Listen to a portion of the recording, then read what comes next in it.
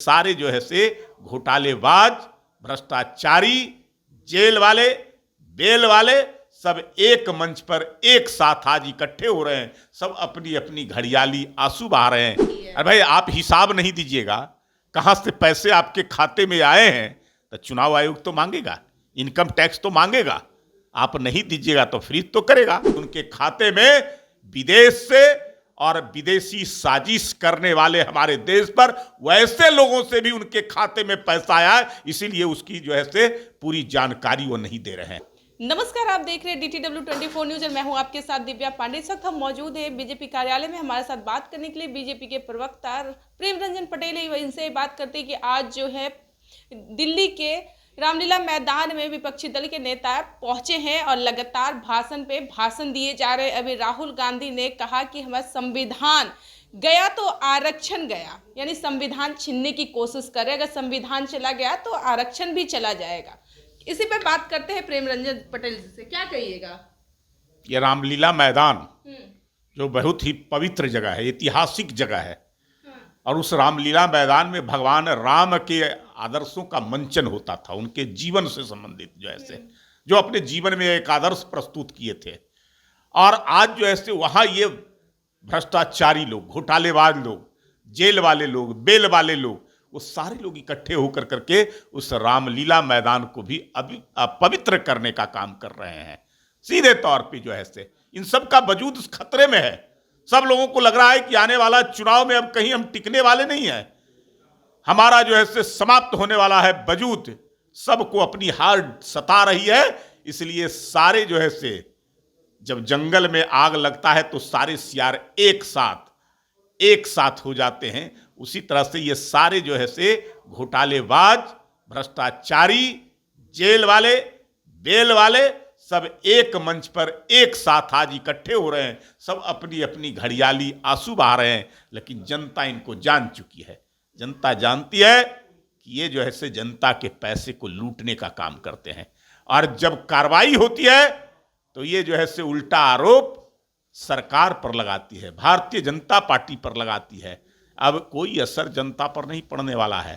जनता पसंद करती है मोदी को, इसलिए कि मोदी को बैठाया है जनता ने, और जनता ने बैठाया है उन भ्रष्टाचारियों पर नकेल कसने के लिए। वही काम तो मोदी कर रहे हैं। लोकसभा चुनाव करीब है और कह रहे हैं राहुल गांधी कि हमारा जो है चुनाव प्रसार कैसे करेंगे, उनका अकाउंट फ्रीज कर लिया गया है।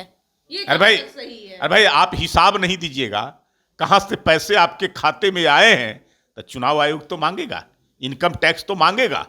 आप नहीं दीजिएगा तो फ्रीज तो करेगा।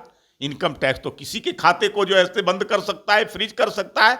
उसको हिसाब चाहिए, और आप उसके जो है कोई हिसाब नहीं दे रहे हैं, कोई जानकारी नहीं दे रहे हैं, तो वो तो अपना काम करेगा, तो वो चुपचाप बैठा नहीं रहेगा। चंदा चोर तो बीजेपी वाले भी हैं, भाई, वो अपना हिसाब क्यों नहीं दे रहे हैं इलेक्ट्रल बॉन्ड का? हम अपना हिसाब दे रहे हैं, हम बता रहे हैं कि कहां से पैसा आया और किसने दिया है, लेकिन आप क्यों नहीं बता रहे हैं?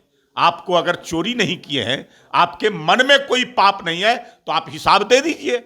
आप दे दीजिए, आपको जो है से फ्री कर देगा आपके खाते को। लेकिन आप बता ही नहीं रहे हैं कहां से और कैसे पैसा आया। मुझे लगता है कि उनके खाते में विदेश से और विदेशी साजिश करने वाले हमारे देश पर वैसे लोगों से भी उनके खाते में पैसा आया है, इसीलिए उसकी जो है से पूरी जानकारी वो नहीं दे रहे हैं। इसलिए तो जो है से फ्रीज किया गया।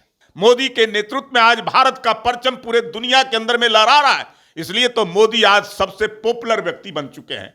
दुनिया के जो है सब लोग पसंद कर रहे हैं। भारत की एक एक जनता, 142-43 करोड़ जनता है, वो मोदी को पसंद कर रही है। इसलिए मोदी को बार बार प्रधानमंत्री के रूप में रखना चाहती है। इसी भय से तो आज सब इकट्ठे हुए हैं। उनको तो लग गया है कि अब आवाज अब मोदी का दबने वाला नहीं है, इसलिए जबरदस्ती घड़ियाली आंसू। मोदी जी भी डर गए हैं, मोदी जी डर गए हैं, तभी तो सभी को जेल में भेज रहे हैं, डर के मारे कि कहीं वो इस 2024 के लोकसभा चुनाव जीत जाएंगे, और वो डरा के और आवाज बंद करके और जीतना चाहते हैं। जब जंगल में आग लगता है तो सारे लोग जो है से सियार हो, शेर हो, बाघ हो, बकरी हो, सब एक साथ हो जाते हैं अपनी अपनी जान बचाने के लिए। वही सब ये चोर सब जो है से घोटालेबाज, भ्रष्टाचारी, जो जेल पर, बेल में, जेल में, ये सब जो है से आज इकट्ठे हो गए, एक मंच पर आ गए हैं किसके खिलाफ?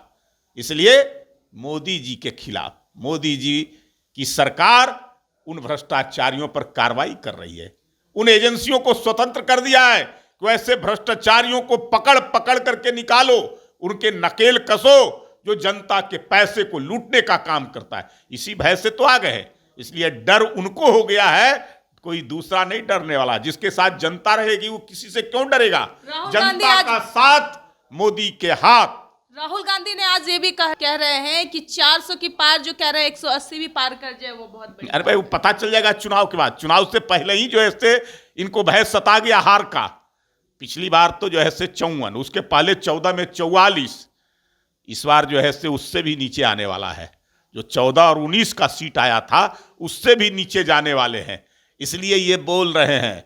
इसलिए चिंता मत कीजिए, जब चुनाव का रिजल्ट 4 जून को आएगा तो इनको पता चल जाएगा कि कहां है 400 के पार। मोदी जी फिर से प्रधानमंत्री अभूतपूर्व तरीके से बनेंगे।